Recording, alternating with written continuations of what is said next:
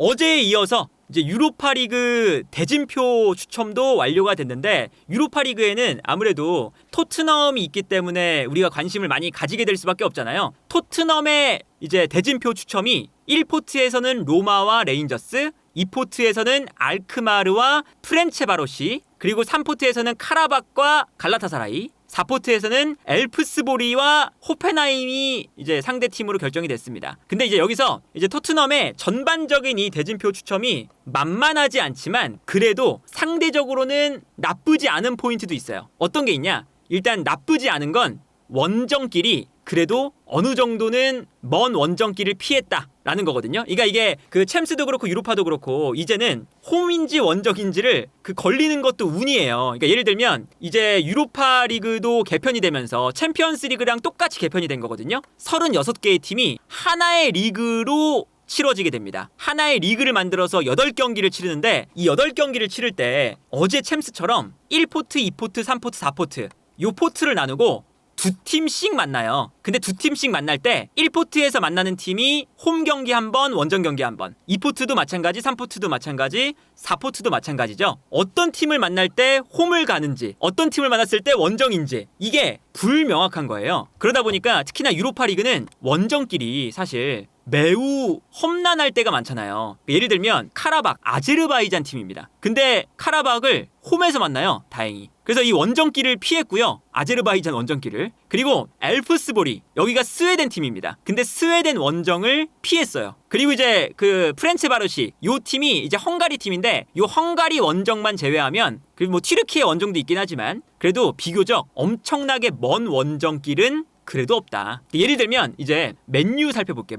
맨유가 뭐 포르투, 페네르바체, 비토리아 풀젠, 슈테우와 부쿠레슈티 이 팀들 원정을 가는데, 포르투는 뭐 포르투갈이고 페네르바체 원정, 튀르키예 원정입니다. 그리고 비토리아 풀젠 체코 원정이에요. 그리고 슈테우와 부쿠레슈티 루마니아 원정입니다. 그러니까 원정끼리 이렇게 동유럽이나 이렇게 북유럽이나 먼 팀들이 있어요. 꼭. 그러면 이제 너무 먼 원정길을 자주 가야 되니까 거기서 이제 문제가 생기는 거죠. 그런데 토트넘은 이 먼 원정길, 아제르바이잔 원정길, 뭐 스웨덴 원정길 이런 것들을 피하고 그래도 카라바흐는 홈에서, 엘프스보리 스웨덴 팀은 홈에서 홈 팀들을 만난다. 그리고 이제 성적을 내기 위해서는 아무래도 1포트 팀들끼리 만나는 게 좀 중요하잖아요. 근데 토트넘이 일단은 1포트에서 로마와 레인저스를 만났어요. 근데 요것도 어느 정도 운은 좋습니다. 왜냐? 로마는 일단 1포트에서 강한 팀 중에 하나거든요. 가장 강한? 그러니까 우승 경쟁팀 중에 하나죠. 1포트에 로마, 맨유, 포르투, 아약스, 레인저스, 프랑크푸르트, 라치오, 토트넘, 슬라비아 프라하가 있는데, 여기서 이제 우승권 팀은 토트넘, 가장 높은 우승권 팀, 맨유, 그 다음에 로마 정도가 될 거거든요. 포르투. 근데 요렇게 한 4팀 정도가 가장 전력이 강한 팀이라고 좀 분류가 될 수가 있는데, 그 다음이 뭐 프랑크푸르트, 라치오, 그다음 레인저스, 아약스 뭐 이런 팀들이겠죠. 근데 가장 강한 팀, 현재 유로파에 참가하는 팀들 중에서 UEFA 랭킹이 가장 높은 로마를 만나게 됐어요. 그래서 이것만 보면 로마를 만난 게 어쨌든 1포트에서는 가장 강한 팀을 만난 거긴 한데 로마를 홈에서 만납니다. 그러니까 만약에 이 로마를 또 원정 가서 만났으면 이러면 또 쉽지가 않은데, 또 때마침 로마를 홈에서 만나는 일정이 짜여졌어요. 그래서 이것도 사실은 로마 입장에서는 로마가 오히려 잉글랜드 원정을 와서 한 경기를 해야 되니까, 심지어 우승 경쟁팀하고 붙는데 원정을 와야 되니까 로마 입장에서 더 부담스러운 경기라고 할 수가 있는 거죠. 그러다 보니까 이제 어쨌든 이 우승권 팀들 간의 경기에서도 토트넘이 유리한 일정을 부여받긴 했다. 그런데 너무 먼 원정길은 안 잡히고 그런 거를 좀 감안하더라도 걸린 팀들이 만만한 팀들은 아니다. 예를 들면 로마가 이제 이번 시즌 시작할 때는 그렇게까지 분위기가 좋지 못해요. 그러니까 로마에 이제 이번 시즌에 뭐 소울레라던가 도우비크라던가 지로나에서 아주 잘했던 좋은 선수를 영입해줬는데, 지난 시즌에 중도 부임해서 무리뉴가 경질된 다음에 데로시 감독이 지휘봉을 잡았거든요. 임시 감독으로. 근데 데로시가 지난 시즌에 무리뉴 감독 때 안 좋았던 분위기를 한 번에 바꿔놨어요. 근데 이제 로마가 데로시 감독이 분위기를 딱 바꿔놓으니까 정식 감독으로 임명을 했죠. 근데 이게 약간은 임시 감독일 때 그 팀의 레전드가 와서 분위기를 바꾸어 놓으니까 동기부여가 갑자기 막 올라오면서 분위기가 바뀌고 경기력도 좋아지고 그런 게 있잖아요, 보통. 근데 이게 또 임시 감독일 때랑 정식 감독일 때랑은 또 다르죠. 근데 이제 그런 이제 부침이 최근에 데로시 감독의 축구에서 많이 보입니다. 그러니까 데로시가 지난 시즌은 동기부여를 딱 해놓으니까 선수들이 한 발 더 뛰고 열심히 뛰면서 분위기가 바뀌었는데 이번 시즌은 데로시 감독의 전술이 약간 세심한 부분들은 좀 부족하구나. 공격적인 측면도 그렇고 수비적인 측면도 그렇고 전술가형 감독은 좀 아니구나. 요런 이제 단점들이 보이기 시작했어요. 그래서 초반에 오히려 도우비크, 소울레 좋은 선수들을 영입해 줬는데 로마가 그 이번 시즌 초반에 칼리아리와 0대0 무승부 그리고 엠폴리와 2대1 패배였어요. 1무 1패입니다. 데로시 감독이 임시 감독일 땐 괜찮았는데 막상 정식 감독이 되니까 조금 불안하다 라는 평가를 받고 있긴 합니다. 그래서 어쨌든 뭐 로마와의 경기가 뭐 토트넘은 가장 빅매치일 거고 물론 로마가 무시할 수 없는 그리고 이제 토트넘과 막상 막하의 팀이긴 하지만 현재 로마의 상태는 일단은 그렇게 좋지 못하다. 근데 다른 팀들 보면 갈라타사라이 원정길이 정말 힘듭니다. 요 경기가 이제 아마 토트넘에게는 가장 힘든 경기가 될 수도 있는데 지난 시즌에 바이에른 뮌헨이 챔피언스 리그에서 갈라타사라이를 만났었죠. 근데 갈라타사라이가 일단 그 튀르키예 원정 자체가 힘들기도 하고 홈팀 그 분위기가 어마무시해요.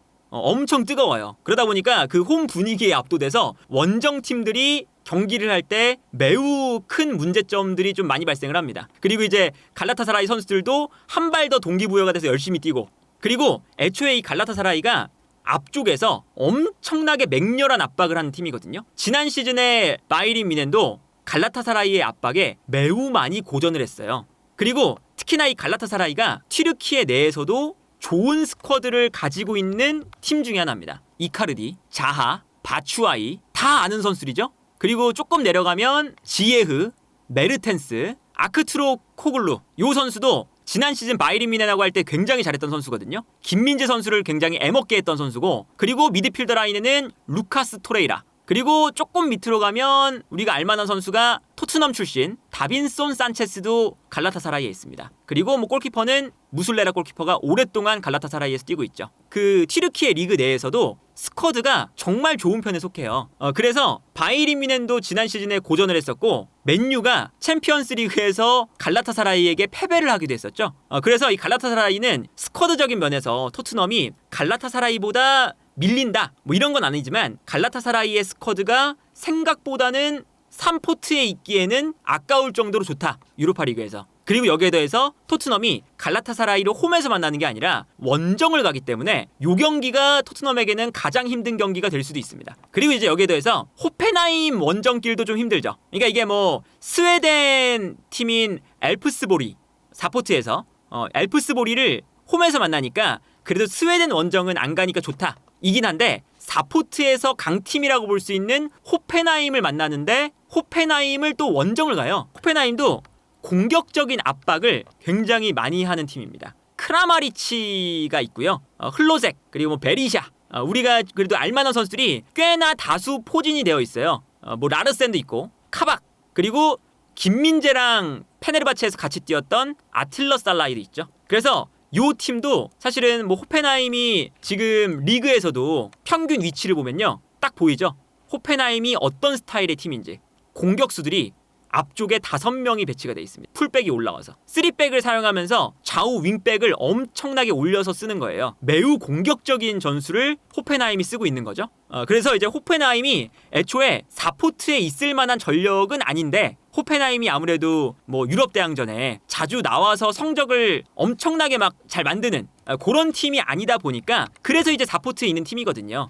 그래서 호펜하임과 만나는 일정도 꽤나 재밌는 경기가 될 것 같다. 그리고 이제 뭐 1포트에서는 그래도 강한 편이 아닌 레인저스를 만나긴 했는데 레인저스도 어쨌든 레인저스가 되게 저돌적이고 공격적인 축구를 구사하는 팀이거든요. 그래서 전체적으로 봤을 때 토트넘이 만나는 팀들이 전반적으로 저돌적인 팀들을 만나는 편이에요. 호펜하임, 갈라타사라이, 레인저스 이런 팀들이 전방 압박을 계속 이제 하는 팀인데 토트넘이 최근에 이제 보면 이렇게 좀 달려드는 팀들 공격적인 팀들에게 빌드업을 하다가 미스가 나는 경우가 많잖아요. 반대로 올라오면 손흥민이 뒷공간으로 뛰어들어가면서 기회를 많이 만들어내기도 하죠. 그러니까 아마 경기 결과는 섣불리 예측하긴 힘들지만 재밌는 경기는 될 거다. 공격적인 팀들을 만나면 만날수록 토트넘이 또 재밌는 그 축구를 많이 하는 편이죠. 그래서 로마, 레인저스, 갈라타사라이, 호펜하임. 일단 그래도 유로파리그가 전체적으로 봤을 때 우리가 모르는 팀들이 또 많다 보니까 너무 모르는 팀을 만나면 재미가 좀 많이 줄어들거든요. 근데 그래도 토트넘이 알만한 팀들을 꽤나 많이 만나는 그런 상황이다. 로마도 좀 빡셉니다. 프랑크푸르트도 그 1포트에서는 강팀에 속하죠. 그리고 토트넘 우승 경쟁팀 두 팀 만나고, 그리고 2포트에서도 강한 편에 속하는 브라가 만났고요. 그리고 이제 4포트에서 그 호펜하임처럼 있으면 안 되는 팀 빌바오를 만났습니다. 그리고 이제 3포트에서도 디나모 키예프도 까다로운 팀들 중에 하나니까 디나모 키예프 만난 것도 그렇게까지 뭐 반길 만한 일은 아니고요. 그래서 뭐 로마 같은 경우에도 이제 우승권에 있는 팀인데 로마의 일정도 뭐 만만치 않게 까다롭다. 이제 그 우리 한국 선수가 있는 토트넘도 있지만 미트윌란도 있죠. 이제 우리 조규성 선수랑 이한범 선수가 있는. 근데 미트윌란은 기본적으로 유로파 리그 내에서도 약팀에 좀 분류가 되는 팀이에요. 그런데 만나는 팀들이 또 강한 팀들만 골라서 걸렸어요. 프랑크푸르트, 포르투, 그리고 페네르바체, 호펜하임. 분명히 이 팀들은 미트윌란보다 위에 있는 팀들이죠. 그래서 이제 미트윌란 입장에서는 강팀들을 꽤나 많이 만나게 됐다. 토트넘이 일단 대진표 상으로 보면 여기 같은 조가 된 팀들 중에서 토트넘이 못 이길 만한 팀은 없어요. 아무래도 챔피언스 리그가 아니라 유로파 리그이기도 하고 토트넘이 유로파 리그 내에서는 우승권의 전력을 가지고 있기 때문에 못 이길 팀은 없습니다. 그런데 토트넘이 늘상 컨퍼런스 리그 때도 마찬가지였지만 대진표가 좋은데 리그와 유럽 대항전을 병행할 때 스쿼드가 풍부하지가 않으니까 주요 선수를 뭐 한 명 빼고 나갔을 때 이럴 때 약간 허무하게 지거나 결과가 안 나와서 떨어지는 경우가 좀 있었어요. 병행을 하다가 보니까. 그래서 이번에는 토트넘이 기회가 온 게 이번에 유로파 리그가 개편이 되면서 과거에는 챔피언스 리그에서 조별리그를 할 때 3등으로 떨어지는 팀들이 유로파 리그로 내려왔었죠. 근데 이제는 그게 없어졌어요. 그러니까 챔피언스 리그에 참가하는 급의 팀들이 유로파 리그로 넘어오지 않거든요. 그러니까 유로파 리그에서 우승권 경쟁팀들이 조금은 우승 확률이 올라갔죠. 과거보다. 그런 이제 어쨌든 호재가 있기 때문에 토트넘도 충분히 이번 시즌에는 유로파리그 우승을 노려볼 만하다. 그리고 이제 뭐 1등부터 36등까지 나눠지는 이 리그에서 일단은 토트넘이 해야 되는 건 8등 안에 드는 겁니다. 36개의 팀이 1등부터 36등까지의 하나의 리그로 운영이 되고 여기서 8경기를 해서 성적을 내잖아요. 그래서 이제 챔피언스 리그랑 똑같이 1등부터 8등은 16강에 진출을 해요. 그런데 그 밑에 있는 9등부터 24등은 16강을 위한 플레이오프를 치릅니다. 플레이오프를 치르는 순간 경기 수가 많아지는 거죠. 또 중간에. 토트넘 입장에서는 어쨌든 웬만해서는 플레이오프에 가지 않고 8등 안에 들어서 16강에 가야 일정상의 이득을 볼 수가 있고, 그리고 토트넘이 지금 스쿼드 자체가 주전과 비주전의 격차가 좀 큰 편이다 보니까 일정을 웬만해서는 까다롭지 않게 늘리지 않는 방향으로, 체력을 소모하지 않는 방향으로 가는 게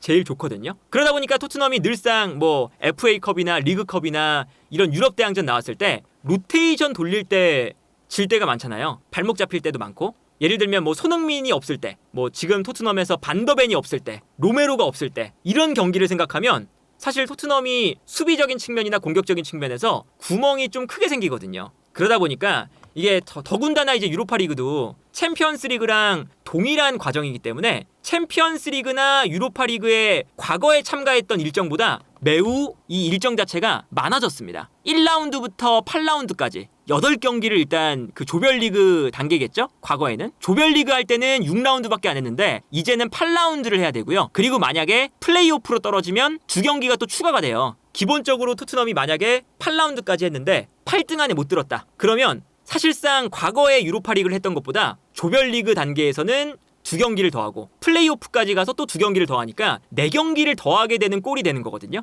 기존의 이제 뭐 유로파나 챔스의 그 구조보다는. 그러다 보니까 이제 여기서 토트넘이 해야 되는 건 무조건 8등 안에 드는 거. 그리고 이제 우승을 생각을 한다면 그 이제는 챔피언스 리그와 유로파 리그가 성적을 잘 내는 팀이 확실하게 유리함을 가져갈 수 있는 구조예요. 어떤 거냐? 8등 안에 드는 순간 16강에서 이미 요 자리를 하나씩 선점을 합니다. 그리고 플레이오프에서 올라오는 팀하고 만나게 되죠. 근데 요 자리를 하나씩 선점을 한 다음에 8강에서 재추첨이 없어요. 16강에 올라가면 한 자리를 잡고 그냥 끝까지 올라가는 거거든요. 그러면 이제 8강에서 보통 다시금 추첨을 할 때 강팀들끼리 붙거나 우승권 팀들끼리 붙는 경우가 발생을 하죠. 근데 이제 그런 것도 이제 좀 없어진 거예요. 그렇다면 빨리 8등 안에 들어서 좋은 자리를 먼저 선점을 해야 토너먼트 대진도 좋게 받을 수가 있는 그런 상황이 자연스럽게 되겠죠. 뭐 토트넘이 이번 시즌에 또 유럽 대항전에서 어떤 모습을 보여줄지 이런 것도 좀 이제 궁금하고,